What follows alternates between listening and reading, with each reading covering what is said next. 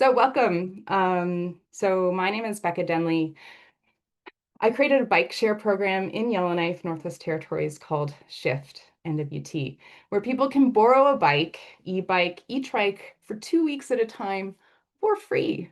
And this program is run by my husband and I. We volunteer in this program, and it's in our second year running, and we absolutely love it. So this is us. I'm also part of a group that was created called the Yellowknife Healthy Urban Policy Team, who recently traveled to Helsinki to learn about how to create and support people-based urban design and housing initiatives. So I'm also a part-time architect or a full-time architect. I have a full-time job, and my husband is a pilot up here in the great wilderness. But today I'm going to talk about our experience visiting Velo-City as a Canadian, traveling afar. And I'm really thankful that Samuel got a hold of me and just suggested that I present about what we experienced. So if for people who don't know, Velo-City Conference is the biggest international gathering focused on cycling and sustainable cities. And I believe the first one was in 1980. So it brings together advocates like us, researchers, planners from all over the world, as well as industry folks. And they come together to discuss policies and look at what's actually working to make cities better, safer, healthier, and more connected. So we had submitted an abstract to talk about our shift program, but so did 660 odd other people. So we didn't get in, but that was okay because we decided to just wing it, and we bought early bird tickets and decided to incorporate Velo-City into our European vacation this year. So we had to make sure that the kids were okay to attend the conference with us, and we were quite pleased that they were very welcoming of our family. So yay! So there's a little statistic there. I don't know if like this is sharing too, so you see my face. So I'm gonna move that out of the way just in case you do. Yeah, there's the little stats here, and then I'm just gonna go boop, and there were six kids that showed up at various times during the conference, but our kids were a staple at this place. So here we are. I just want to talk about, uh, yeah, the logistics of all of this, which is pretty fun.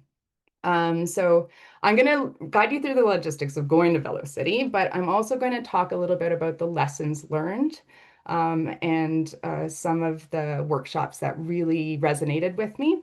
And then we'll go to the platform for some conversations if you have any questions. So we flew from Yellowknife to Europe, arriving in Munich, and it was so nice because we got to take the train up to Gdańsk and got to experience some of the beautiful infrastructure that is in the train system on the way up. So there's a picture of us, and there are the girls eating some pretzels on the train. And there we are arriving in Gdańsk, very tired. Um, so um, we also made sure to support local. We borrowed some bikes for the girls because the conference goers all got access to the Mevo bikes. That's a bike share system in Gdańsk. So all the conference goers could just grab a bike whenever they needed, and it was taken care of by the ticket to go to the Velo-City conference.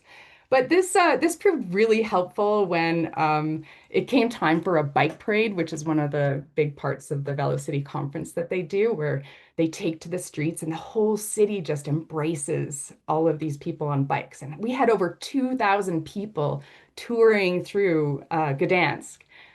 But we ran out of Mevo bikes. And so at the very last minute, we're at the bike parade, and my husband and I called up the local shop that had lent us kids' bikes.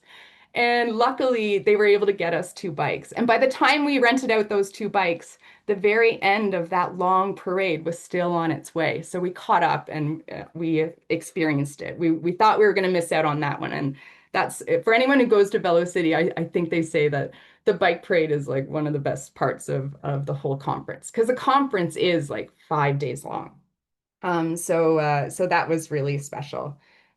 I'm using two computers now. This is so fun. There we are in our, my daughter's in the bottom right-hand corner, and there we are going through the streets of Gdansk.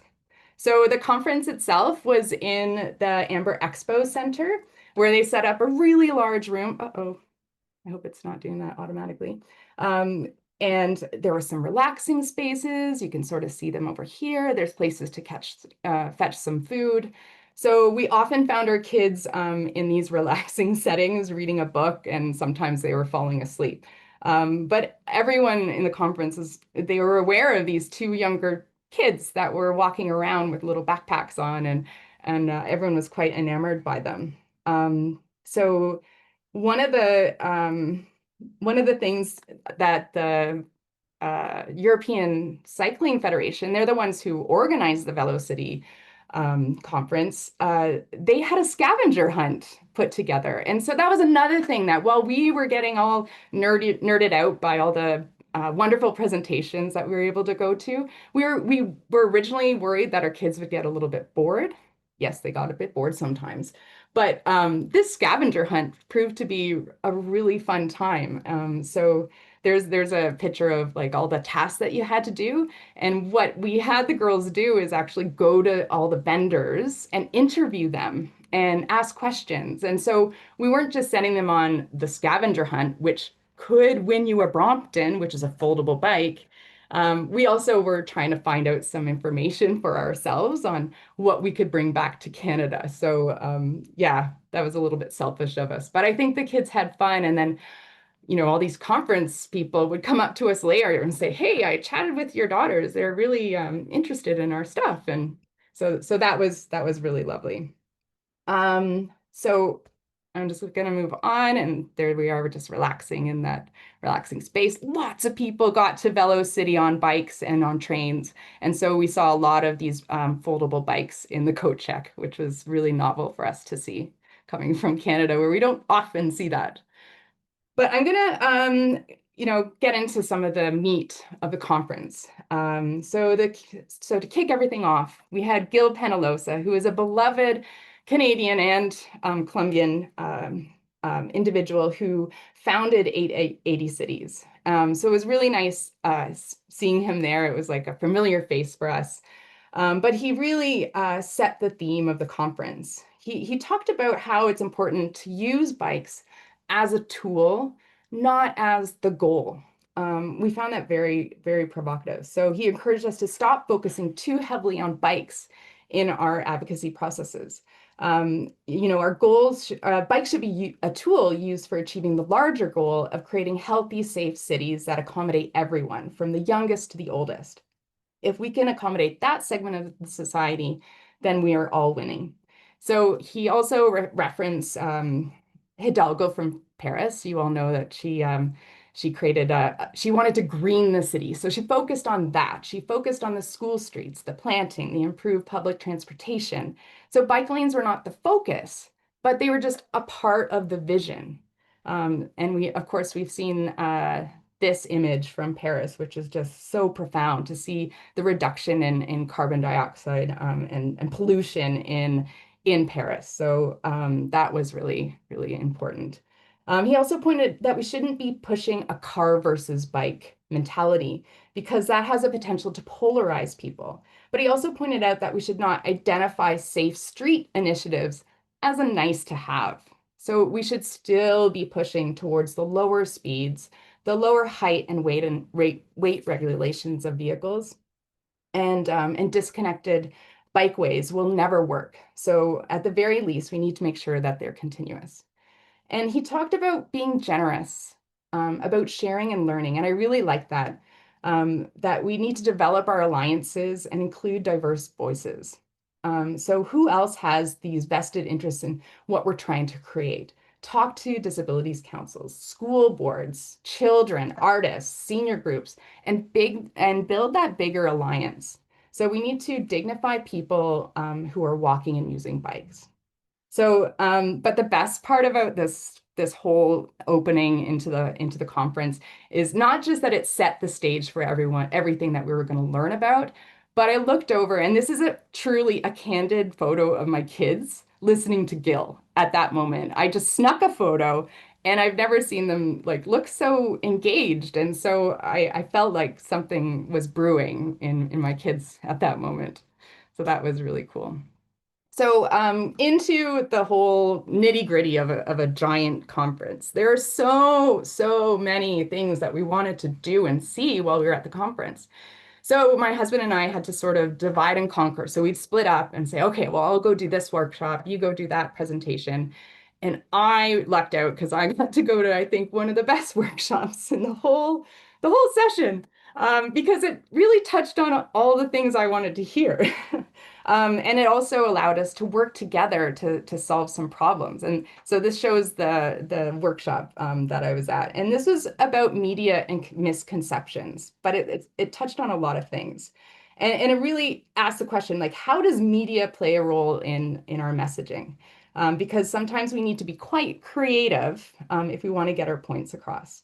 So some of the things that I learned through this particular workshop, but also throughout the conference, what you know, cycling is actually the most affordable mobility aid. And I hadn't really thought about that before, but there are many types of bikes, and there are a lot of people who are more and more using bikes as a mobility aid. And I just really didn't think of that. So often in North America, we think of bikes, sporty, spandex, and that's a lot of what normal people think of bikes. They think, oh, bike lanes, you're building it for the people in spandex.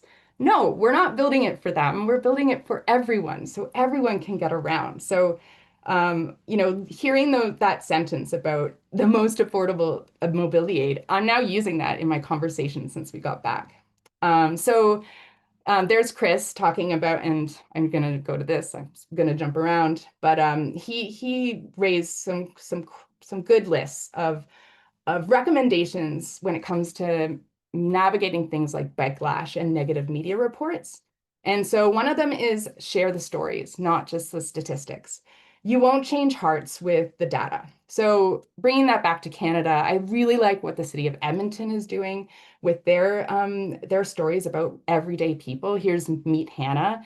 She talks about how she gets around by bike. So when we take the conversation into a story, that really starts to engage people so they can connect with what we're talking about. So that was a great tip.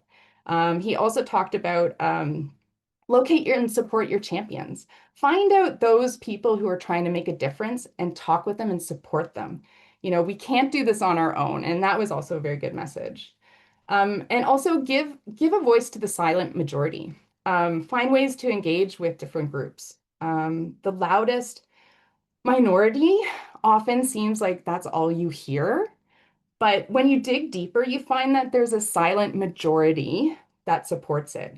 And there was an American study mentioned during the conference where they talked with 70, like they talked with some people, and 75% of these people said that although they supported active mobility infrastructure, they thought that nobody else did. So 75% was saying that, yeah, I support it, but I don't think my neighbor does. And that tells us a lot about the role that media has in creating misconceptions out there. So another key one that Chris mentioned was, build a movement that starts with kids. And well, that was pretty nice because we had our kids with us, and they were really integrating themselves into some of the presentations that we were seeing. So there's a photo of them talking with some people and sitting on the ground when there wasn't room to sit. So, oops, I'm going the wrong way. So that brings me into some political pressures discussions. Some presenters were talking about the sticky situation when you have to when there's political pressure to take bike lanes away. We've made these amazing installations, and all of a sudden someone saying, oh, well, we need to get rid of these because they're in the way of cars. And of course, we're very familiar with that. And I wanted to say, congratulations, Cycle Toronto. Woohoo! You stopped that. Way to go on your challenge against the province of Ontario, who threatened to remove the bike lanes. I think there's still a lot of work to do, but we were watching very nervous because we don't want this precedent to happen.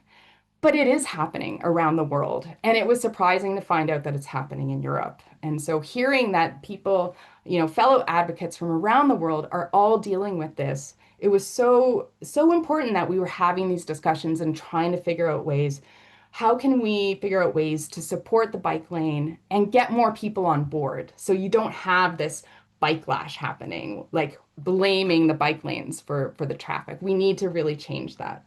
So, we've heard a few examples, like from like the Convici in Spain. So they're actually talking about, don't roll back. So they made a social media thing, is what I was going to say about that. But also, continue to study and research the benefits. That you need to really um, express that in what we're talking about. So, and then it brings me to health because this is probably my favorite, well, one of my favorite parts. My favorite part was kids, of course, but yeah, health. So here we have Jasper. He's from the Southern Denmark, the University of Southern Denmark, and he was able to talk about how we're living an increasingly sedentary lifestyle, right? We know this is happening. And he talked a little bit about how the World Health Organization has been doing a series of studies related to biking, and they've determined that sports and activities at moderate activity require increased hours of sport to reach your fitness goals. But then they looked at biking and they determined that even with an e-bike, when you're accomplishing your goals, you're actually getting that level of fitness 92 to 99% of the time. So that kind of information is really helpful, and it also points to how important it is to get physicians on our side or people who work in public health to understand that increasing people who ride bikes in their everyday can really have an impact on our public health and the cost of public health because you're lowering, your diabetes cases of diabetes and issues with your heart, and so public health and biking is such a big message. So that was a wonderful part of the discussion. So then we start to think about gamification, because that was also something that was coming up. Because if we can get people to enjoy what they're doing, but maybe, you know, dangle a little carrot in front of them, so to say. For example, Pinbike is an app that is used in Italy and around Europe that is encouraging people to bike from place to place. And they have a device that they would put on the bike that determines, yes, this person is biking from place to place. The more points you get, the more discounts you can get from local shops. So you can get shops on board and they can support. So all of a sudden, bikes aren't just getting used more often, but the local economy is seeing a benefit in that. So yeah, gamification is Strava is also a good example that I can think of from Canada. So I'm just going to move right into oh, I forgot to turn all these pages. So who are we talking to? Who are we inviting to the table? And so throughout the conference, the importance of engaging with kids was repeated over and over. Initiatives like school streets, bike buses, bike safety lessons, and bike maintenance programs were mentioned at various presentations. But I brought the kids along to a workshop that was about including children and teenagers as part of the community planning process. And I really liked how the presenters discussed the ways in which we interact with kids, depending on their age, and how we should really be asking them how they want to be involved in the process of design in the community.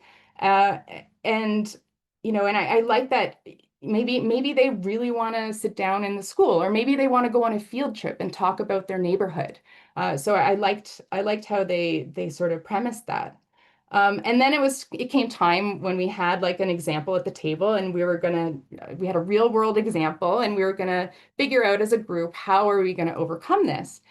And the people around the table just started asking questions to my kids and listening to answers. So it was very interesting that this workshop that's totally, in an adult environment and did not expect to have kids coming to it. All of a sudden, there our kids were, And I was able to just sit quietly by and watch as my kids opened up to these strangers to talk to them about the issues that they encounter when they're walking to school or the problems that they see and the ideas that they have that could maybe make things better. And it was just that was my favorite part in the whole conference. I was really, really just proud of my kids at that moment. And everyone in the table and the whole room, they just really soaked it up. So that was really nice.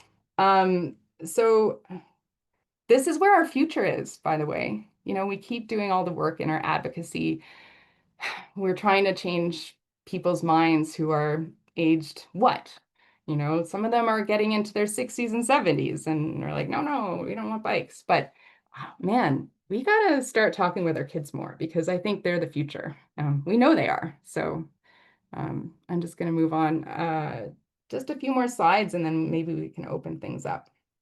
So near the end, there was a nice plenary discussion about language. Um, Here we have Sitzel leading the talk, and Ian Walker was there. He's like one of my heroes. And you know, we need to consider streets more than just a way of moving from A to B. We need to think about maybe we could even consider how do we create these departments of transportation? Is it really just about transportation? Why don't we have a department maybe of public space? I found that to be a really nice statement. You could imagine what a department of public space might involve. Maybe it's different disciplines, like from engineers to planners or scientists or healthcare workers concerned with the quality of the air, like what kind of stay spaces are we creating in our public spaces? Or maybe it's street shaper, not transportation department. So that was nice to just think outside the box a little bit and really look at our own environment. What kind of municipality do we have? What are they focusing on? And how do we change those discussions so that it's more inclusive? And then how do we distribute our space? You know, we value private real estate so much, right down to the square centimeter. But then street networks have our biggest untapped resources, and we use it to park vehicles all day long. So, you know, we have a housing crisis in Canada and across the world. And where are our priorities? Oh, sorry, you can't do that. You're going to take away my parking spot. I think it's just, hearing this from professionals in another country. It just fed my soul. I was like, yes, you're speaking my language. So we need to think about who who does the space serve when we're designing our communities, and how can we create environments that people want to live in. We encounter that up in Yellowknife. You know, how can we entice people to live here? It's so far away. It's the very end of the road. Lots of people are aging, and in the wintertime, we're getting huge, strange snow events that they're not managing very well, and people are starting to have to leave. We should be creating cities and communities that people feel proud of and they want to stay in.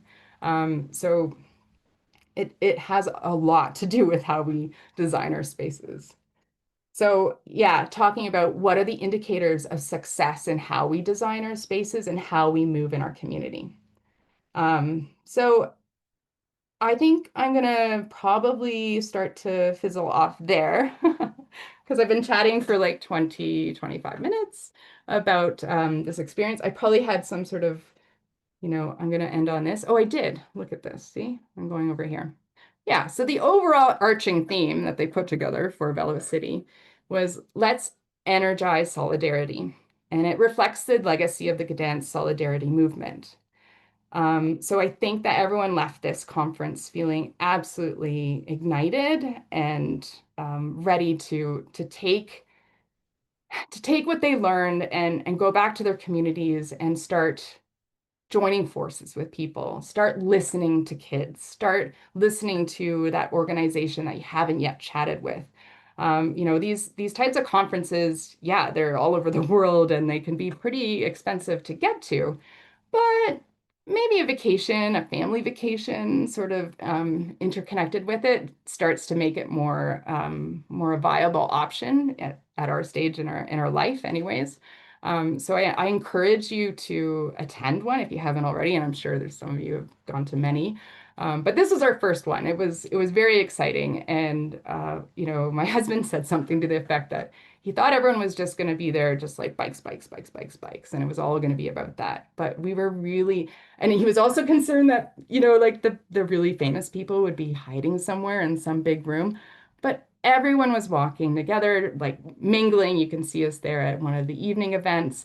You really do get a chance to meet a lot of people and connect with people. And now I have conversations ongoing from the people that I've met at this Velo-City. Not to mention, I already had friends that were going there, so it was a nice little reunion as well. So there's Gdańsk. Oh, and speaking of that awesome gamification thing that ECF put on, we won the Brompton, and then we had to travel through Europe with it. Yay! It was hilarious. We could not believe it. They announced it in front of the entire audience. Woohoo! Canadians won a Brompton, and now we have to think about getting another one because we can't just have one. So that's it. I'm going to stop there and then I welcome questions.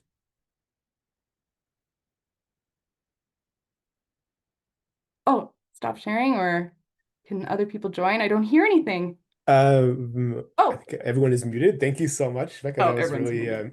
impressive.